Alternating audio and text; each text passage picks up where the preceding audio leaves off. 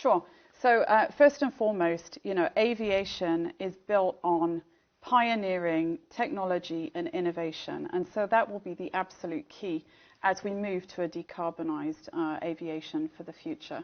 So it's really the intersection of technology, the energy transition and the regulatory policy. So we need to triangulate the three to support the overall system. Now, we're exploring sustainable aviation fuel, which in reality can be used up to 50% in the aircraft today, but it's available in a very, very small proportion. So we need to stimulate both the production and the demand for sustainable aviation fuel to create a market. And then when it comes to hydrogen, we obviously need to be able to progress on the technology bricks.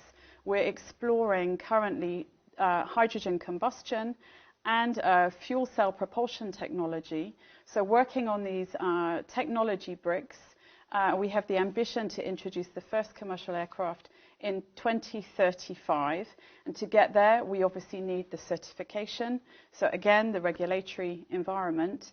And we need to be able to stimulate the entire hydrogen ecosystem, storage, distribution, availability of green hydrogen at affordable prices at the airport. Right, so hydrogen-powered flights may be a bit of a long-term goal. What about sustainability milestones for the next, let's say, 5, 6, 7 years? Absolutely. So we're working on a number of different solutions. It starts really, it's the whole life cycle of the aircraft on an environmental roadmap perspective. So we start with, from the design, the supply chain. Obviously, we purchase 80% from the supply chain. So the suppliers are a key part of the value chain.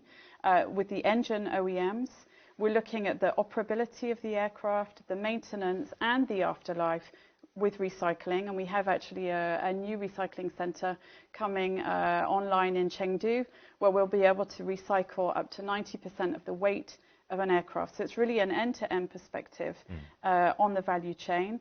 And then it's all about sustainable aviation fuel. I said it, we can take up to 50% today.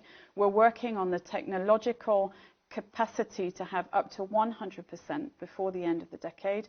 So we need to stimulate the availability of SAF at affordable prices. There are various technological pathways available, and we believe that China is really well placed to play a leading role in that landscape. Right, so then let's talk about China, Julie, because China, of course, has a dual carbon goal of peaking carbon emissions by 2030, carbon neutrality by 2060. What are you seeing here in China in terms of this country's efforts to really promote sustainable transportation? Well, look, I'm here in Beijing. It's the Global Sustainable Transport Forum. And I would say it's very positive to be in the same place as the actors that can really move together to decarbonize the transportation system, and particular in China, where there is wide-scale investment, technology being really dedicated to the decarbonization of the transport system.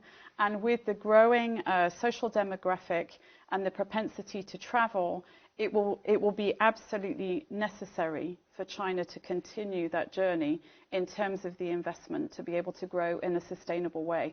So I'm confident that China really has what it takes to play a leading role in the decarbonization of the transportation system and the aviation sector in particular.